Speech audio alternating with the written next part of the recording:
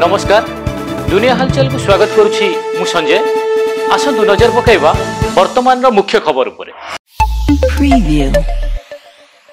महाराष्ट्र नागपुर रे 20 लाख टंका लांच मामला रे भारतीय जातीय राजपथ प्राधिकरण प्रकल्प निर्देशक अरविंद कालेंकु सीबीआई गिरफ करिछि एवं गिरफ हेबा परे तांको घरे सर्च ऑपरेशन बेले सीबीआई तांको घरु 20 लाख टंकार लांच अर्थ समेत नगद 45 लाख टंका जब्त करिछि। कलाहांडी जिला इंद्रावती दक्षिण केनाल कलमपुर ब्लॉक देवपुर गाँ निकटरे भूसिड़ा मुख्य केनाल 20 फुटर घाई सृष्टि होगा फल जलमग्न होइछि देवपुर गाँ एवं घरे घरे पानी पशि घर सामग्री नष्ट होगा सह रास्ता उपर प्रभावित होउछि 5 फुट उच्चर पानी। एथिसह शह शह हेक्टर चाष जमी मध्य जलमग्न होइछि। पाकिस्तान रे लगाण वर्षा जोगु अचानक बन्या उपजुछि।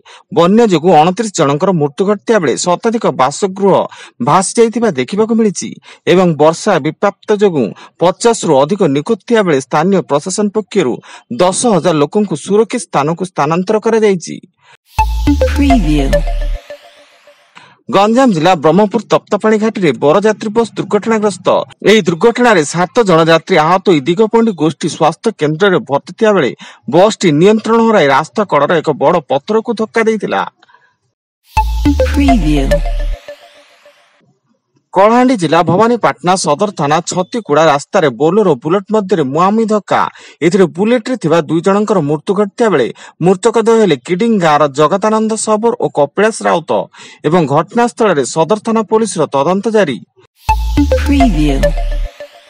कोरापुट जिला लक्ष्मीपुर ब्लॉक को उपखंड मान्यता दाबी रे लक्ष्मीपुर विकास परिषद पक्षरु 12 घंटिया बंद पालन फल बंद पालन जोगु 326 नंबर जातीय राजपथ उभय पार्श्व जानवाहन अटक रही बेले सहर समस्त दुकान बाजार बंद रही।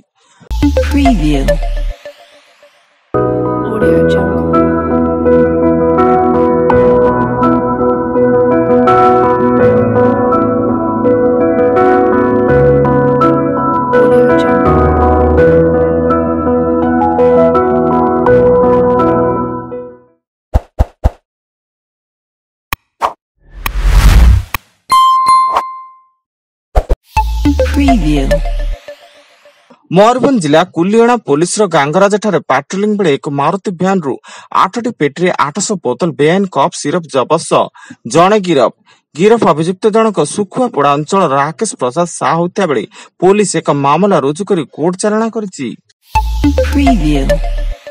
मालकानगिरी छत्तीसगढ़ सीमांत कांकेर जिले में सुरक्षा कर्मी और माओवादी मध्य गुली विनिमय।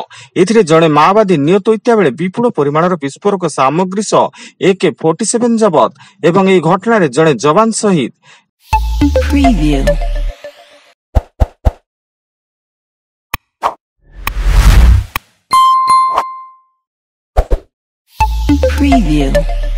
ढेंकानाल जिला चांदिया थाना अंतर्गत गुंडरा पोसी बरसाई गाँ दांडे गुड़ाए गड़े संगबद्ध भाव जनक हत्या। मृतक जनक बरसाई एकादशी महालिक होता बेले हत्या घटनार अभियुक्त और तांको संपर्कीय माने घटनास्थल फेरार थिबा सूचना। एवं आज राज्यर सुंदरगढ़ केन्दुझर मयूरभंज बालेश्वर भद्रक ढेंकानाल और जाजपुर रे हल्कार मध्यम धरणर वर्षा होबार संभावना रही एवं आसंता 7 और 8 तारिख रे आभ्यंतरीण ओडिशार विभिन्न स्थान रे वर्षा होई पारे बोली पाणीपाग विभाग रो पूर्वानुमान। वर्तमान पई एतिकी अधिक न्यूज अपडेट्स पई विजिट करंतु आम वेबसाइट www.duniyahalchal.in। धन्यवाद।